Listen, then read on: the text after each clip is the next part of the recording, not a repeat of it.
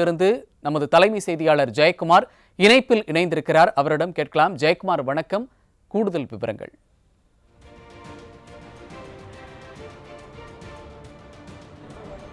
அதாவது திமுக ஆட்சியில் முதல்வரே சட்டமன்றத்தில் சொல்லுகிறார், நாங்கள் கூறியது தேர்தலுக்கு முன்பாக தேர்தல் வாக்குறுதியிலே அளித்த வாக்குறுதி உண்மைதான், தற்போது நிறைவேற்ற முடியவில்லை, என்ன செய்வது என்று பகிரங்கமாக ஒப்புக்கொள்கிறார். இடைநிலை ஆசிரியர்களுக்கு திமுக தேர்தல் அறிக்கையை அளித்திருந்தது. இடைநிலை ஆசிரியர்களுடைய இந்த கோரிக்கையானது மிகப்பெரிய அளவில் 34வது நாளாக சென்னை நுங்கம்பாக்கத்தில் இருக்கக்கூடிய டிபிஐ அலுவலகத்தை முற்றுகையிட்டு இந்த போராட்டத்தை முன்னெடுத்திருக்கிறார்கள். பெண் ஆசிரியர்களும் ஆண் ஆசிரியர்களும் தமிழகம் முழுவதும் 20,000 ஆசிரியர்கள் இந்த போராட்ட களத்திலே நிற்கிறார்கள். இன்றைக்கு தமிழகம் முழுவதுமே போராட்ட களமாக மாறி இருக்கிறது.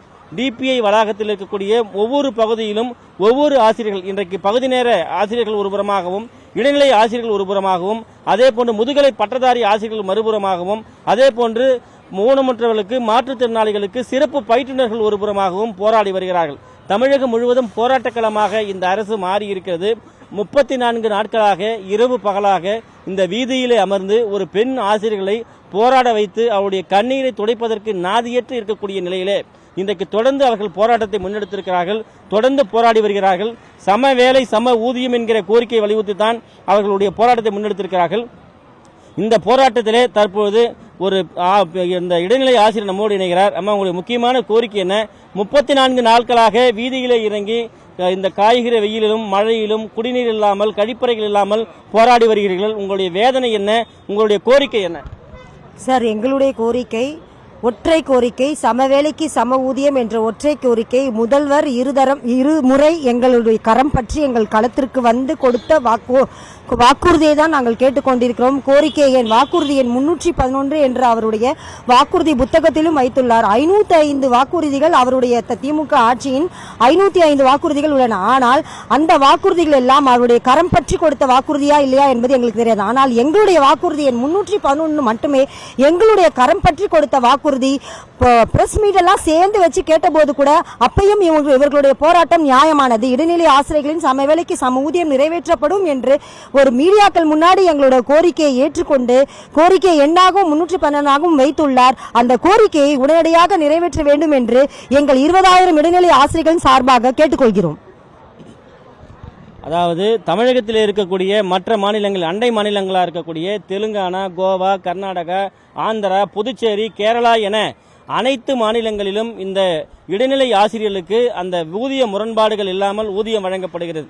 தமிழகத்தில் மட்டும் இந்த ஊதிய முரண்பாடு ஏன் என்கிற அந்த ஒற்றை கோரிக்கை வலியுறுத்தி தான் இந்த 20,000 ஆசிரியர்களும் போராடி வருகிறார்கள். 34 நாட்களாக அவர்கள் பள்ளிக்கு செல்லாமல் வேதனையான ஒரு மனநிலையோடு போராடி வருகிறார்கள்.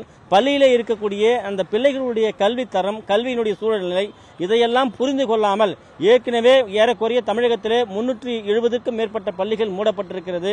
அதே போன்று 360க்கும் மேற்பட்ட பள்ளிகளுக்கு 100 ஆண்டுகளை கடந்த பள்ளிகளுக்கு ஆண்டு விழா எடுப்பதாக அறிவித்திருக்கிறார்கள். இங்கே வீதியில் நின்று போராடக்கூடிய ஆசிரியருடைய வேதனையை புரியாமல் எதற்கு இந்த ஆண்டு விழா என்கிற பல்வேறு கோரிக்கைகள், பல்வேறு எச்சரிக்கைகளோடு தொடர்ந்து போராட்டத்தை முன்னெடுத்து வருகிறார்கள். மற்றொரு ஆசிரியர் நம்மோடு இணைகிறார். சார், உங்களுடைய கோரிக்கை? என்னுடைய பேர் ராமே ஜோஸ், விழுப்புரம் மாவட்டம். நம்ம தமிழ்நாடு பார்த்தீங்கன்னா அனைத்திலும் முதல் மாநிலமாக இருக்குது, இந்தியாவுக்கே முன்னுதாரணமாக இருக்குது. ஆனால் இடைநிலை ஆசிரியர் ஊதியத்தை பார்த்தீங்கன்னா இந்தியாவிலே ஒரு கடைசி ஒரு ஊதியத்தை வந்து நம்ம கொடுத்துட்டு இருக்கோம். 16 ஆண்டு காலமாக இந்த ஒரே கோரிக்கையை தான், இடைநிலை ஆசிரியருடைய ஊதிய முரண்பாட்டை சரி செய்யணுன்றத ஒரே கோரிக்கையாக 16 ஆண்டு காலமாக வச்சுட்டு இருக்கோம். நாங்கள் வந்து இன்றைக்கு மாணவர்களுடைய கல்வி நலன் பாதிக்கப்படும் சொல்லிட்டு இப்போ வந்து நாங்கள் பள்ளி நேரத்தில் நாங்கள் போராட வரல. எங்களுடைய கடந்த கால போராட்டங்கள் அனைத்தும் விடுமுறை நாட்கள் மட்டுமே நாங்கள் போராட்டம் நடத்தினோம், மாணவர்களுடைய கல்வி நலன் பாதிக்கப்படாமல். இப்பொழுது இது இறுதிக்கட்ட போராட்டம், இந்த அரசாங்கம் முடியக்கூடிய ஒரு சூழ்நிலை இருக்கிறதுனால எங்களுக்கு வேறு வழி தெரியாமல் விடுமுறை நாட்கள் டிசம்பர் 26 விடுமுறை நாட்களில் நாங்கள் இந்த தொடங்கிய போராட்டமானது இன்று வந்து வேறு வழி தெரியாமல் நாங்கள் இந்த வேலை நாட்களிலும் தொடர வேண்டிய கட்டாயத்துக்கு நாங்கள் தள்ளப்பட்டிருந்தோம். இப்போ கூட நாங்கள் வந்து எங்களுடைய கோரிக்கையை நிறைவேற்றி கொடுத்தாங்கன்னா நாளைக்கே நாங்கள் பள்ளிக்கு சென்று நாங்கள் வந்து எங்களுடைய பிள்ளைகளை வந்து சிறப்பாக பாடம் நடத்துவோம். கொரோனா காலத்தில் மாணவருடைய கல்வி நலன் பாதிக்கப்பட்டது.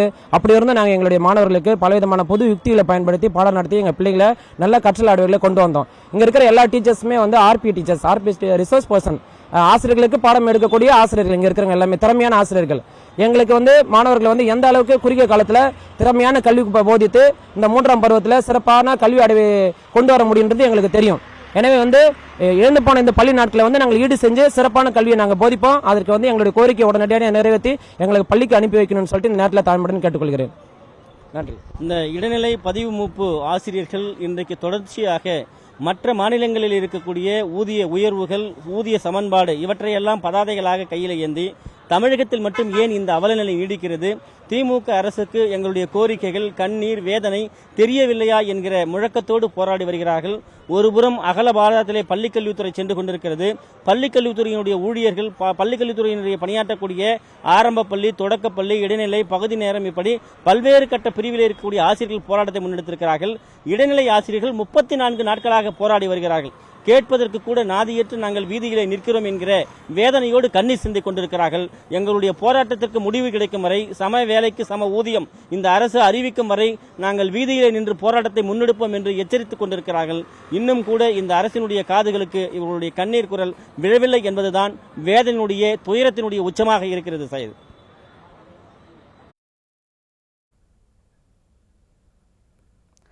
போராட்டக் களத்திலிருந்து ஆசிரிய பெருமக்களின் மனவேதனையையும் மனக்குமுறலையும் பதிவு செய்தமைக்கு நன்றி ஜெயக்குமார்.